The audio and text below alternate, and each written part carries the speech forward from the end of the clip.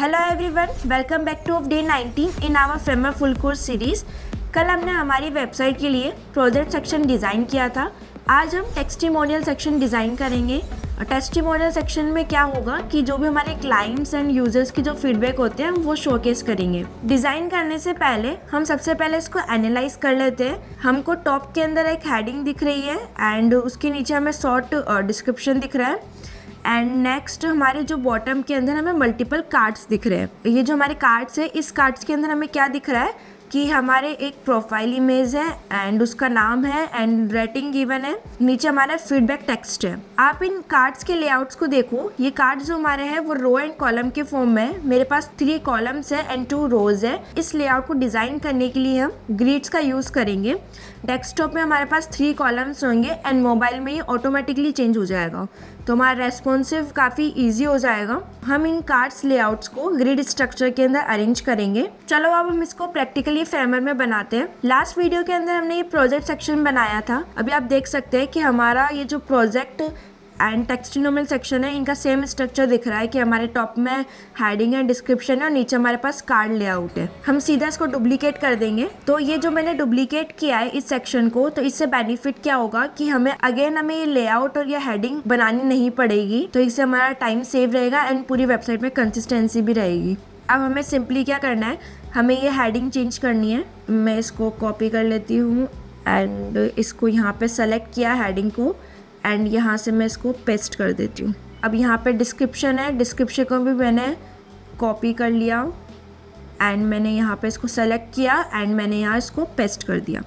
तो ये क्या हुआ, सीधा टेक्स्ट चेंज हो गया। बाकी जो स्टाइलिंग वगैरह है वो सेम यही स्टाइलिंग यूज़ हुई है एंड हमें इसकी जो डिज़ाइनिंग स्टाइलिंग वगैरह है वो भी हमें क्रिएट नहीं करनी पड़ी क्योंकि हमने इसको डुप्लीकेट कर दिया। अब ये लेआउट्स वगैरह है, इसका मैं नाम चेंज कर देती हूँ। टेस्टिमोनियल सेक्शन मैंने इसका नाम रख दिया। ठीक है, अब हमें चेंज क्या करना है, हमें चेंज ये करना है कार्ड लेआउट। तो इस स्लाइड शो को मैं रिमूव कर देती हूँ, ये कार्ड लेआउट वाला स्टैक रहने देती हूँ। अब हमें ये कार्ड लेआउट बनाना है। ठीक है, ये कार्ड्स लेआउट्स बनाने हैं। तो ये जो हमारा स्टैक है कार्ड लेआउट वाला, इसको मैं ग्रिड में कन्वर्ट कर देती हूँ क्योंकि हम ग्रिड यूज़ करेंगे। ठीक है, तो मैंने इसको ग्रिड में कन्वर्ट कर दिया एंड यहाँ पे मैं कॉलम दे देती हूँ 3। मुझे 3 कॉलम्स चाहिए, 2 रोज चाहिए। कॉलम्स एंड रोज मैंने अपने अकॉर्डिंग ले लिए कि 3 कॉलम्स एंड 2 रोज चाहिए। अब मुझे कार्ड जो है ये कार्ड डिज़ाइन करना है। मैंने एक फ्रेम लिया, यहाँ पे मैंने एक फ्रेम ड्रॉ किया एंड इसकी विड्थ को मैं फिक्स्ड कर देती हूँ एंड यहाँ पे मैंने ये विड्थ ले लिया 361। इसको मैं एक स्टैक के अंदर ऑन कर देती हूँ। यहाँ से मैं स्टार्ट कर देती हूँ एंड पैडिंग मैं 24 दे देती हूँ एंड इसका कलर मुझे क्या चाहिए, इसका कलर मुझे ब्लैक चाहिए। यहाँ मैंने पहले से स्टाइल डिफाइन कर रखी है, मैंने वहाँ से ब्लैक सेलेक्ट कर लिया है एंड यहाँ पे ओवरफ्लो मैं विजिबल कर देती हूँ। अब मैं इसको शेडो दे देती हूँ। शेडो मैंने दे दिया white tan and blur 30, colour ठीक है यही। ओके एंड इसको मैं रेडियस थोड़ी सी कर्व कर देती हूँ। मैं इसको रेडियस दे दी 16। अभी हमारा ये कार्ड डिज़ाइन हो गया है। ठीक है, मतलब अभी मैंने ये ब्लैक कलर एंड शेडोज़ वगैरह ये मैंने अपने अकॉर्डिंग स्टाइलिंग कर दी है। अब मुझे क्या चाहिए, मुझे एक इमेज चाहिए एंड इसका नाम और रेटिंग चाहिए। अब इस कार्ड को आप ध्यान से देखो, एक हमारा टॉप में है rating, name and profile image and bottom में है मेरे पास फीडबैक टेक्स्ट। मतलब टॉप और बॉटम, तो हम 2 फ्रेम बनाएंगे। एक मैंने लिया टॉप, इसको मैं नेमिंग कर देती हूँ टॉप एंड इसको, अब ये फ्रेम है, इसको मैं लेआउट में कन्वर्ट कर देती हूँ एंड इसको मैं डुप्लीकेट कर देती हूँ एंड इसको मैं नाम दे देती हूँ बॉटम।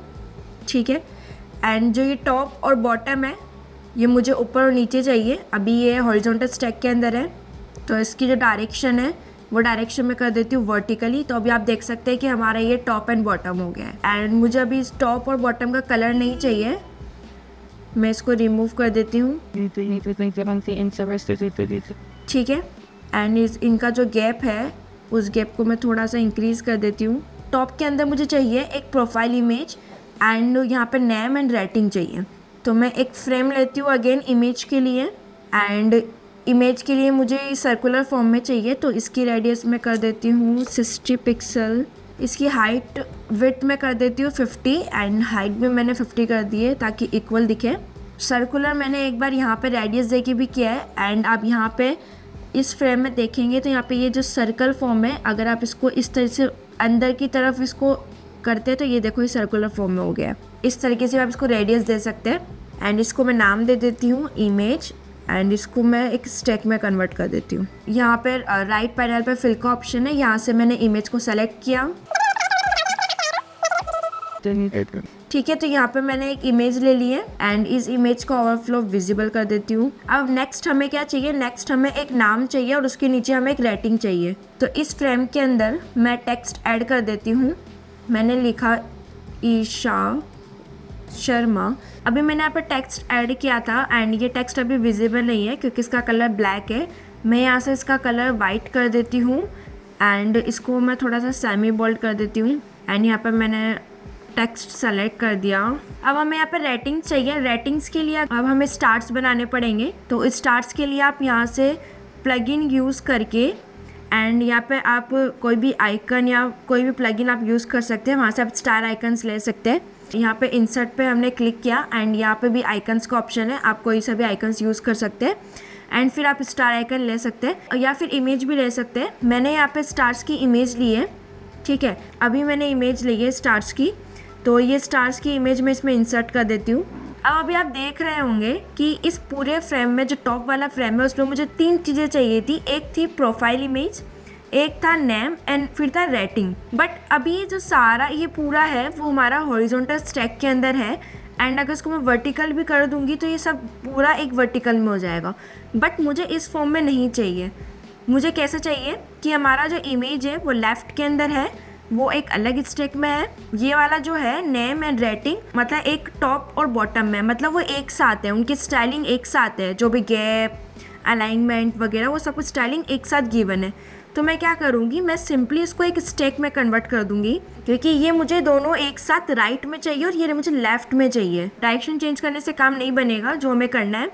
तो मैं सिंपली यहाँ पे स्टार्स को एंड यहाँ पे जो टेक्स्ट है उसको एक स्टैक में ऐड कर देती हूँ। इसका दे देती हूँ नेम प्लस रेटिंग। ठीक है, मैंने इस स्टैक का नाम दे दिया। अब आप यहाँ दे सकते हैं कि अगर मैं इसकी डायरेक्शन चेंज करती हूँ वर्टिकली देन ये आप टॉप एंड बॉटम में आ गए। मेरे को ईशा शर्मा टॉप पे चाहिए तो मैं इसको टॉप में अलाइन कर देती हूँ। ठीक है, एंड मुझे ये जो इमेज है ये मुझे लेफ़्ट में चाहिए तो मैंने यहाँ पे इसको लेफ़्ट में अलाइन कर दिया। अब अभी आप देख सकते हैं कि ये हमारा इस फॉर्म में बन गया है। ठीक है, ईशा शर्मा टॉप में, रेटिंग बॉटम में। इसको मैंने एक अलग स्टैक में लिया है एंड इमेज मेरा अलग स्टैक में। इमेज का डिस्ट्रीब्यूट मैं स्टार्ट कर देती हूँ एंड अलाइनमेंट भी लेफ़्ट कर देती हूँ। अब जो हमारा नेम एंड रेटिंग वाला है इसको मैं फिट कंटेंट पे कर देती हूँ। विड्थ एंड हाइट तो फिट है। अब अभी आप देख रहे होंगे कि हमारे फ्रेम के दोनों सेंटर में आ गए। अगर मैं गैप इंक्रीज़ करूँगी दोनों एक लेफ़्ट और एक राइट में हो जाएगा, बट मुझे इस तरीके से नहीं चाहिए। मुझे इमेज के जस्ट पेज दे के मुझे यहाँ पे इमेज एंड रेटिंग चाहिए इस तरीके से। ठीक है, तो गैप से बात नहीं बनेगी। इमेज को मैं डिस्ट्रीब्यूट कर देती हूँ स्टार्ट एंड अलाइनमेंट कर देती हूँ लेफ़्ट में। एंड जो हमारा नेम एंड रेटिंग है इसको मैंने कर दिया डिस्ट्रीब्यूट स्टार्ट में एंड रेटिंग भी कर दिया मैंने लेफ़्ट में क्योंकि ये अभी सेंटर में था नेम, मुझे लेफ़्ट में अलाइन चाहिए। ओवरफ्लो विजिबल कर दिया। अभी भी जो हमारा वो चीज़ था वो अभी मैंने ये जो इसका जो रेटिंग का अलाइनमेंट लेफ़्ट किया वो इसलिए कि हमारा टेक्स्ट सेंटर में था, मुझे ये इस स्टैक के लेफ़्ट में अलाइन चाहिए था, वो मैंने कर दिया। डिस्ट्रीब्यूट भी मैंने स्टार्ट कर दिया। बट अभी जो है अभी भी ये सेंटर में है, मुझे इसके लेफ़्ट में अलाइन करना है। तो मैंने इसके पेरेंट को टॉप को सेलेक्ट किया एंड मैंने यहाँ से डिस्ट्रीब्यूट कर दिया स्टार्ट। तो अभी आप देख सकते हैं कि हमारा ये जो फ्रेम है इस फ्रेम के स्टार्ट में आएगा, जैसे हमें चाहिए था उस तरह का डिज़ाइन बना दिया है। एंड इसकी विड्थ को मैं कर देती हूँ फिल एंड फिट ताकि प्रॉपरली अलाइन रहे। ठीक है, मैंने इसको फिल एंड फिट कर दिया। मतलब अभी हमारा टॉप वाला पार्ट रेडी हो गया है। अब मुझे बनाना है ये बॉटम वाला पार्ट जिसके अंदर फीडबैक टेक्स्ट होगा। तो इसके लिए सिंपली क्या करना है, मैं यहाँ पे कार्ड वन वाले फ्रेम को सेलेक्ट किया। जो ये बॉटम वाला मैंने स्टैक बना रखा ऑलरेडी, मैंने यहाँ पे पेस्ट करना है। तो मैं यहाँ पे सिंपली इसको कॉपी करा एंड मैंने यहाँ पे सिंपली जो टेक्स्ट लिया है वहाँ पे मैंने पेस्ट कर दिया। अभी आप देख रहे होंगे कि हमारा जो टेक्स्ट है वो हमारा फ्रेम से बाहर जा रहा है। ठीक है, मैं अगर यहाँ से इसको फिल कर देती हूँ तो वो हमारा जितना फ्रेम होगा उसके अंदर ही वो व्रैप हो जाएगा, वो कंटेंट उस फ्रेम के अंदर ही रहेगा, उससे बाहर नहीं जाएगा। मैंने इसको फिल कर दिया, तो अभी देख सकते हैं कि हमारा कंटेंट पूरा विजिबल है। यहाँ से मैंने इसको, जो हमने पहले से डिफाइन कर रही थी स्टाइलिंग, वहाँ से मैंने इसको सेलेक्ट कर दिया।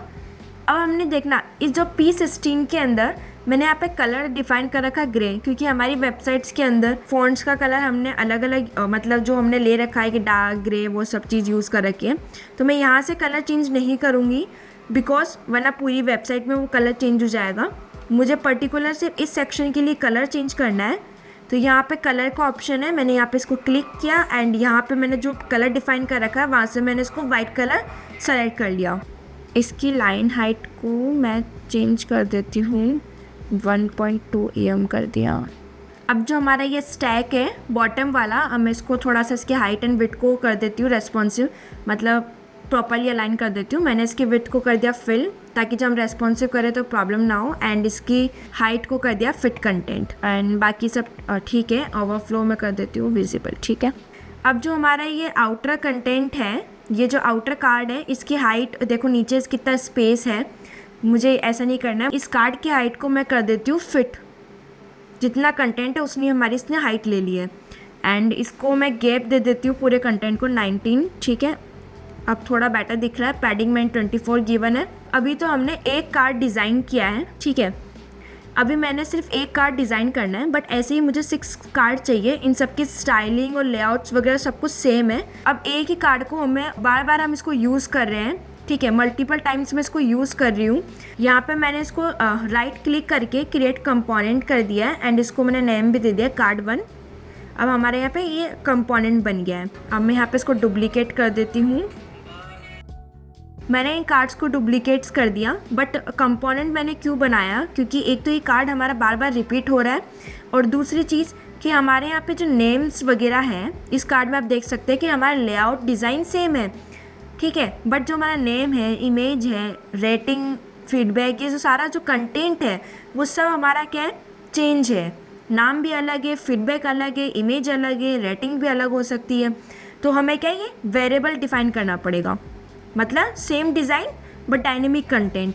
अगर आपने मेरा कंपोनेंट एंड वेरिएंट वाला वीडियो नहीं देखा है तो आप उसको ज़रूर देखें, क्योंकि मैंने वहाँ उस वीडियो में सब कुछ डिटेल में एक्सप्लेन किया है। तो अभी के लिए मैंने क्या है, इसको कंपोनेंट बना दिया है, क्योंकि मुझे इसको वेरिएबल में डिफाइन करना है। इन सब का जो टेक्स्ट है, इमेजेस भी हमारी अलग हो सकती है। मैंने वेरिएबल क्रिएट करना सिखाया था। यहाँ प्लस आइकन पर क्लिक करती हूँ, क्योंकि जो हमारी इमेज है वो हर कार्ड की अलग है।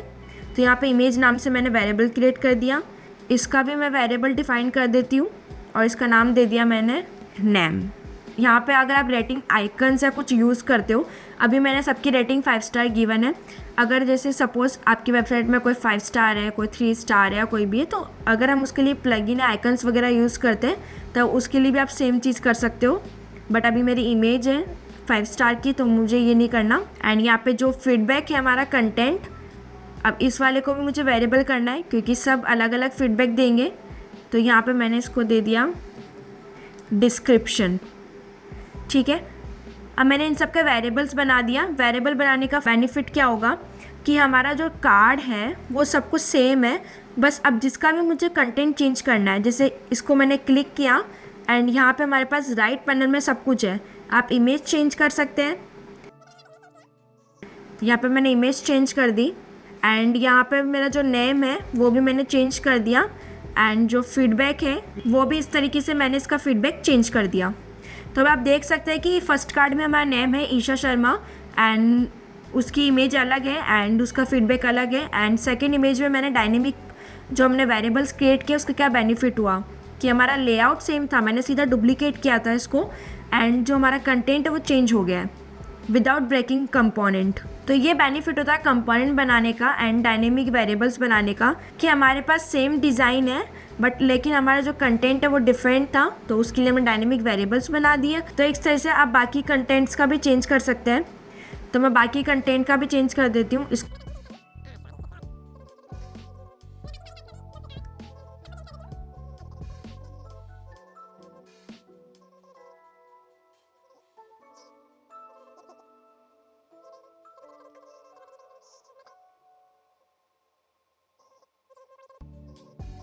अभी तक हमारा कार्ड पूरा डिज़ाइन हो गया, हमने इसको कंपोनेंट में चेंज कर दिया एंड इसका सारा कंटेंट भी हमने डायनेमिक चेंज कर दिया है। सबसे पहले हमारा इसको जो कार्ड लेआउट है इसकी हाइट को मैं फिट कर देती हूँ कि जितना हमारा कंटेंट है सिर्फ उतनी हाइट ले ये, ठीक है। अब मैं इसका स्पेस मेंटेन करती हूँ बट इसका गैप परफेक्ट है। इसकी पैडिंग चेंज कर देती हूँ मैं, जो पूरा सेक्शन है मैंने इसकी कर दी 64 एंड बॉटम से कर दी मैंने इसकी 96 एंड लेफ़्ट एंड राइट से कर देती हूँ मैं 0 एंड 0।